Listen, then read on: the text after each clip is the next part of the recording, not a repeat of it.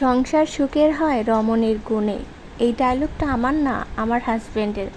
কেন সে এই কথাটা বলে আমি সেটাই আপনাদের সাথে শেয়ার করব। তো এখানে কাঁঠালের বিচিগুলো ছিলে নিয়েছিলাম গতকাল রাত্রে, চোকলাটা ফেলে দিয়ে। দেখেন তাতেই সাতকুড়া পড়ে গেছে একদিনের ব্যবধানে। কাঁঠালের বিচি কিন্তু বেশি ভালো থাকে না, তাই আমরা যেটা করি সিজনাল সময় যেই কাঁঠালের বিচিটা এভাবে সিদ্ধ করে ডিপ ফ্রিজে সুন্দর করে পানি মুছে রেখে দেই। এতে করে যখনই খেতে মন চাইবে বের করে খাওয়া যাবে। কাঁঠালের বিচি কিন্তু অনেক বেশি মজাদার আর ভালো লাগে তরকারিতে বা ভর্তা। তো এইভাবে সংরক্ষণ করে অনেক দিন রাখা যায়। এছাড়াও আমি এই যে দেখেন পুঁই শাকের দানা, যেটা সিজনের সময় অনেকগুলো কিনে এভাবে বাটিতে করে ডিপ ফ্রিজে রেখে দিয়েছিলাম সুন্দর করে ধুয়ে পরিষ্কার করে।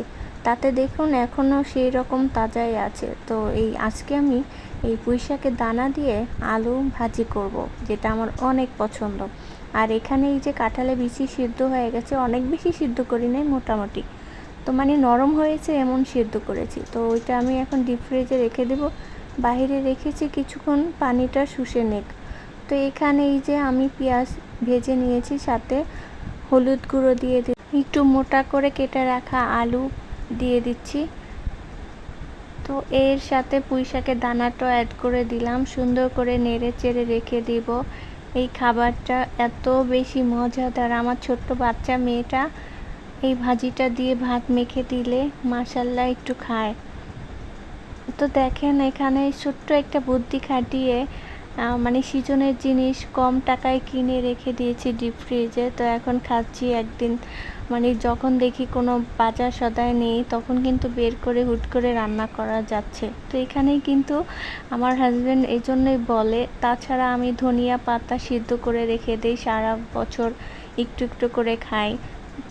এমনকি টমেটো, যেটা আমি হালকা ব্লেন্ড করে ডিপ ফ্রিজে রেখে দিই, যখন দরকার পড়ে বের করি।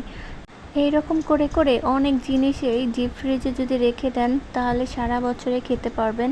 আপনারা বাড়তি খরচ হলো না, কারণ টমেটোর এখন কিন্তু অনেক বেশি দাম। তারপর ধনিয়া পাতাও কিন্তু পাওয়া যায় না। তো এই যে আমি এখন দেখেন সিদ্ধ করা ধনিয়া পাতা দিয়ে দিব। তা আমি আসলে আস্তই সিদ্ধ করেছিলাম, যার জন্য এখন যদি আমি ব্যবহার করি তাহলে হাত দিয়ে ছিঁড়ে ছিঁড়ে দিতে হয়। এই যে দেখুন ধনিয়া পাতাটা ছিঁড়ে দিচ্ছি, এটা কিন্তু সেম গ্রান। তো আমি এখানে আরও কিছু দিয়েছিলাম, আমার ক্যামেরাটা অন না হওয়ায় অল্পটাই দেখাইছে। তো যাই হোক, এখন নেড়ে চেড়ে আমি সুন্দর করে ঢেকে রেখে এই যে আমার ভাজিটা হয়ে গেছে।